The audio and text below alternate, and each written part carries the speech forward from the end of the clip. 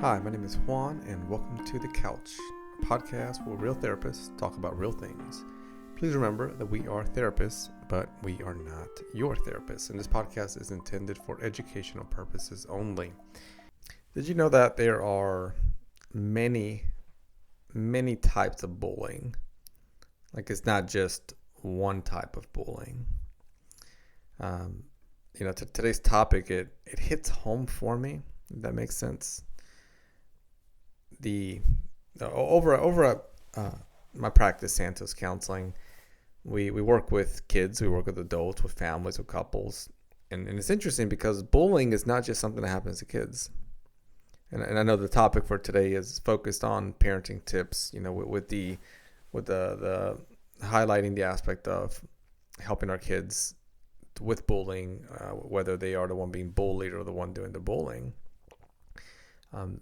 I find that bullying is not, it's not just found with children.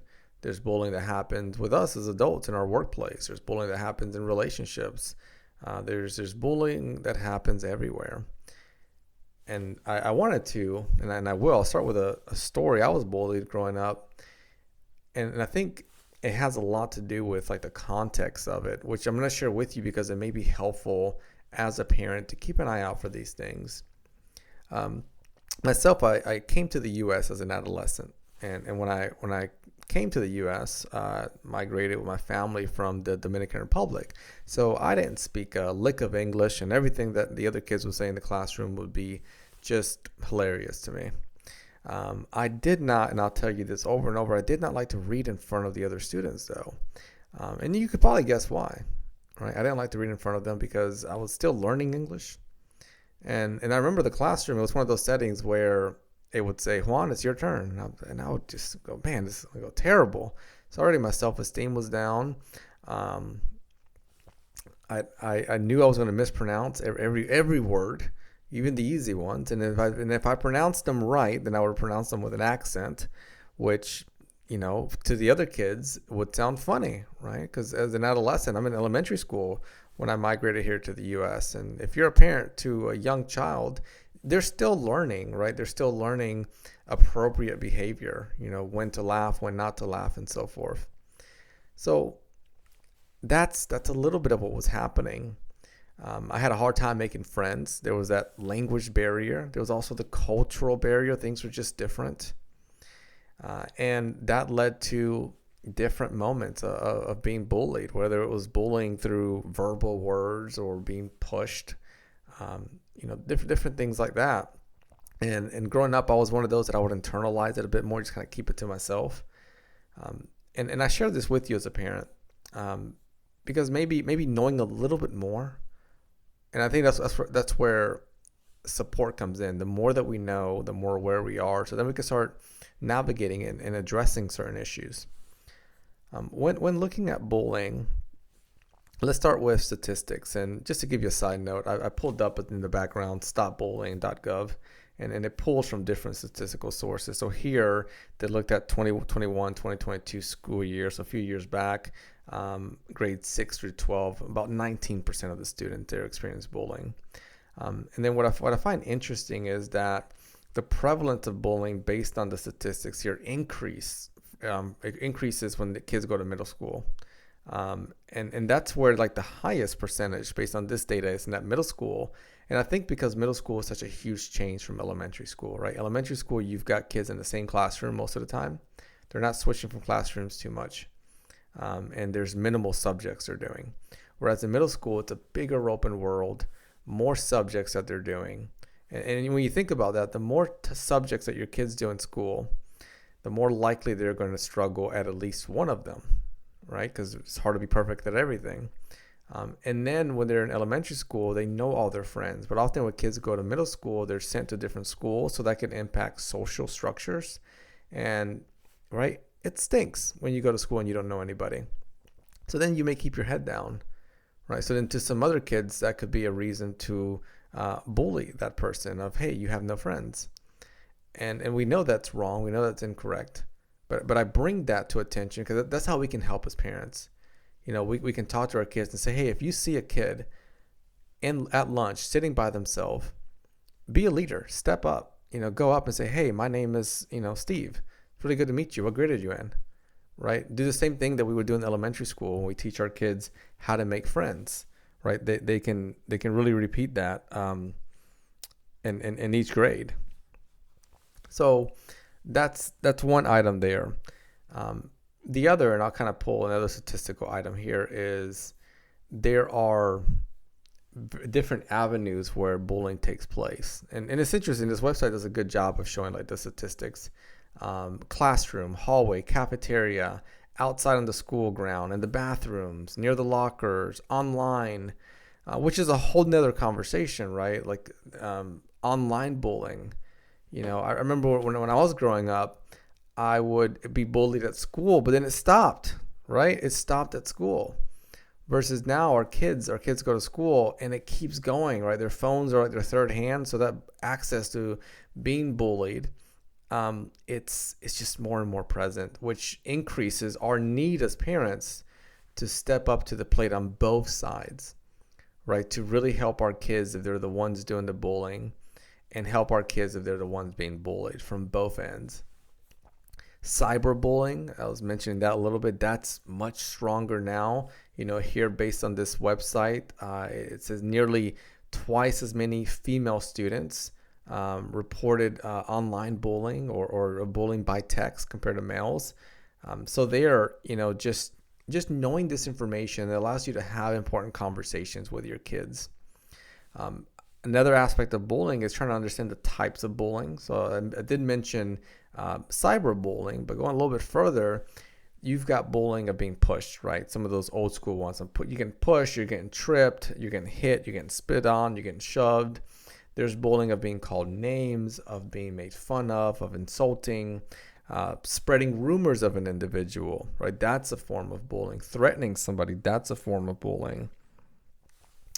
And I'll mention this just in case. I quickly stopped and then paused.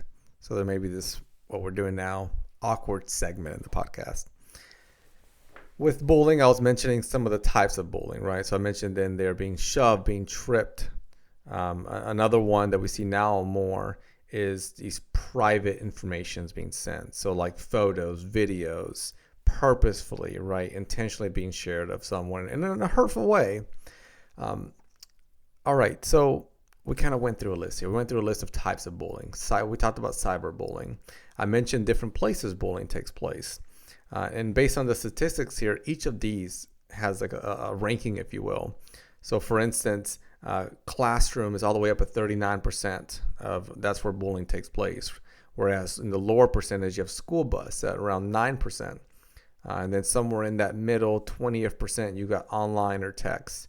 Close to that, you've got outside on the school grounds, bullying takes place.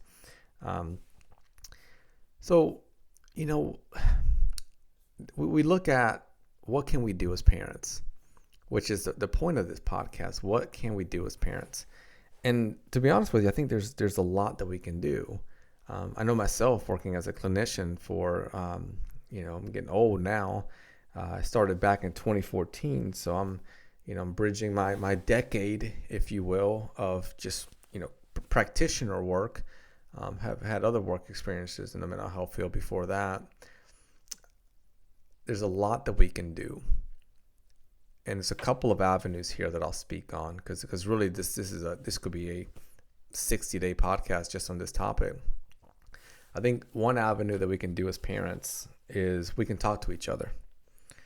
Right? We can build relationships with each other and we can have honest conversations. So what that means is I can get to know the friends of my kids. And when I notice that my child's doing something that's incorrect or that their child's doing something that's incorrect, we talk about it instead of isolating the kids from each other. So if I notice that my child maybe is poking fun at one of the other kids in the classroom, and what I want to do is I want to talk to my kid first, but then I also want to go to that parent and say, hey, I'm noticing this. What are you noticing? And then what we're doing is we're bringing attention to the conversation, right? We're bringing attention to the conversation from both sides. We're educating our kids. We're giving them effective leadership. So that, I think, goes a long, long way. Typically in those scenarios, what I'll see is that if, let's say, if my child is bullying another one, I'll see what parents do is parents will act in the manner of, I will talk to my child, and then it ends there. And I think going a little bit more, right, adding that awareness can be very helpful. The other item that we can do as parents when it comes to supporting our kids with bullying is counseling. Whether your child is the one doing the bullying or your child has been bullying, bring them into that safe space. Let them talk to a third party, somebody on the outside. 9.99 times out of 10, bullying, if you're being bullied or if you're the one doing the bullying, it's an iceberg. And what I mean by an iceberg is you're out in the water and you see this giant iceberg. That is the loudest thing that you see. That's the bullying. Underneath, tons of ice, right? Tons of ice underneath. That's where counseling can really help your child to understand, if they were bullied, what effect did it have on them, right? How long have they felt this way? And if they were the one being bullied, how long have they felt this way? And what effect did that lifestyle taking on the role of a bully have on their life? And I'll share with you, as a practitioner, working with minors, working with adults that share stories of being bullied, or they were the one doing the bullying. There's a lot more to that than just a simple act of shoving someone or engaging in a bullying-like behavior. So that's two, right? The first one is we talk more to our social systems. We build relationships with other parents, and when we provide effective leadership. The second one, counseling. The third one I'll leave you with is, and maybe I'll do 4 here. Third one is leadership. Leadership is keep an eye on what you are doing as a parent. If my child sees that I am bullying somebody else, if I'm poking fun at somebody else, if I'm sending a mean picture to somebody else, what is that going to teach them? Right? They're a sponge. They are a sponge.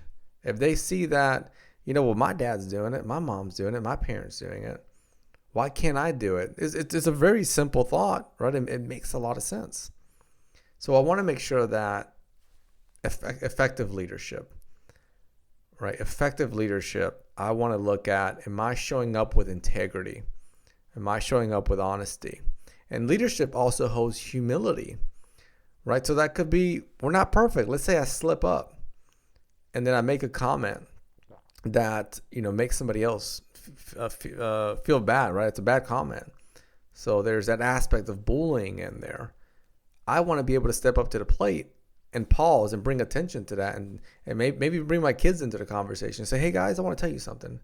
This is what I did, and I'm not really proud of it.